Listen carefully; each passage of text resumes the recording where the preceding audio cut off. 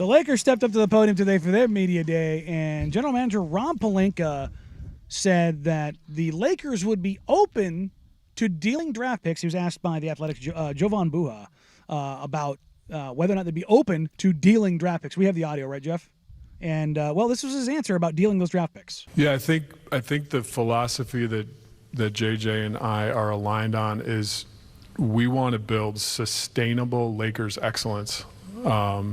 And I think when you talk about moves, you can make a move that backfires. I think every GM has made a trade that they say, maybe that one wasn't ideal. But every lens that we look through has to lead to sustainable Laker excellence. So the direct answer to your question is yes, we would do a trade with both picks if that would lead to sustainable Lakers excellence.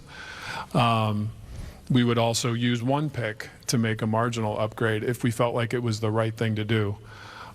We looked long and hard and did a lot of work at seeing if there were ways to increase the overall roster talent this offseason, and the right move didn't present itself. It's not an excuse to say that we have a different system that is more of a limiting system for trades and moves, and so there's just less of a supply for opportunities, but we will continue to study and scour the marketplace, and if the right move presents itself that leads to long-term Lakers excellence and improving our team this season, we'll pull the trigger. God, I hate general managers that go up there with words of the day.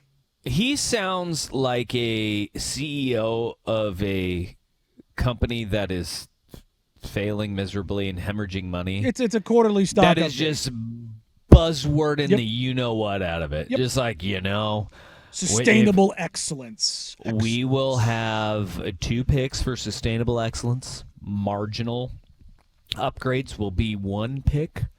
Feeling pretty good right now. No. Okay, just answer me this question. Is Jerami Grant making the Lakers marginally better, or does that help them be sustainably successful? I would say if you're talking about LeBron James playing for the next 2 years and somehow maintaining this level alongside Anthony Davis, I think it's sustained excellence. That's what I would look at it as. If you're adding another guy who's a 20-point-per-game scorer, who's a 38 to 40% three-point shooter, and is it adding another superstar? No, but I don't think into the new CBA you can add other superstars. So, not with their cap situation either. And that's the thing is that he's saying this knowing full well what this is that he's putting the cart so far out in front of the horse that you can never catch up, and that's purposeful because Rob Pelinka is never going to be fired by the Lakers as long as Jeannie Buss owns the team. She sees a reflection of Kobe Bryant. For those that don't know, Pelinka was Kobe Bryant's agent.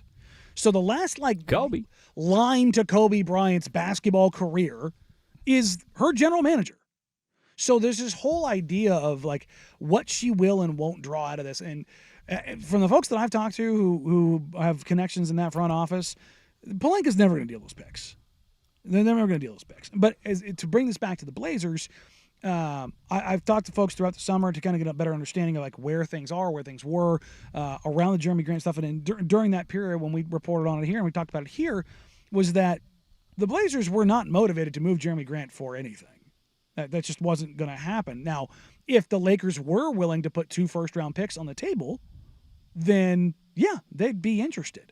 But my understanding is right now is that Jerami Grant just had a second kid. He is perfectly happy, perfectly capable, and ready to go here, and not in any hurry to move on. Now, if the right instance opens up and the capital for the Blazers' return makes sense, I think a deal will get done.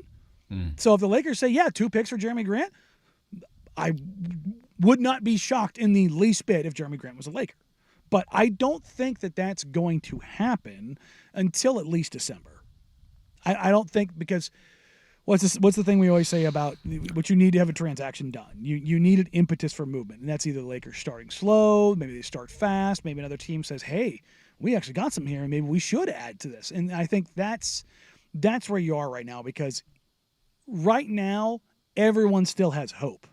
I've talked to a few general managers around the league kind of heading into the season to see where they're at transactionally, what little things they might be looking at, what holes they look to patch up at the trade deadline, kind of like what are your kind of initial takeoff plans? And everybody's basically like, we like where we're at right now. We're not really taking any calls. We're not really putting feelers out. We're just kind of minding our P's and Q's, as it were, as the season gets underway. So I do find it funny that the Lakers are already getting it out there. Yeah, well, maybe, perhaps, because this gets Lakers fans' hopes up for them to be utterly crushed because they never do anything unless the deal is done for them. See LeBron James, see Anthony Davis. I hope they crash. I mean, I do too. I hope they crash, but I hope they trade 2 first-round picks because I would like 2 first-round picks. Yeah, those would be great because by the time that they convey to Portland, they will be very high draft picks. Let's hope. I wouldn't wish bad things on JG because I love him, but I would very much to see Portland get draft capital. In the short term, though, it would improve the Lakers to a point where they would be viable in the Western Conference. They would be better and give themselves a shot to open that window or keep a window, a sliver of hope that they could get to the Western Conference Finals or an NBA Finals. But right now, Blazers aren't going to be in any sort of contention for them, so help them in the short term and reap the benefits in the long term because they're going to be hosed.